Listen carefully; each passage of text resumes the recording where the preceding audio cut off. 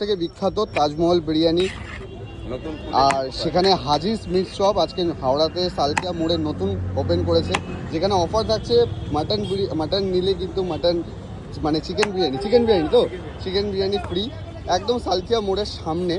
আর বিরিয়ানি আর তাজমহল বিরিয়ানির নাম আমি অনেক শুনেছি, হাওড়া থেকে অনেকে আমাকে আসতে বলেছে, বাট সময়ের অপেক্ষায় আসা হয়নি।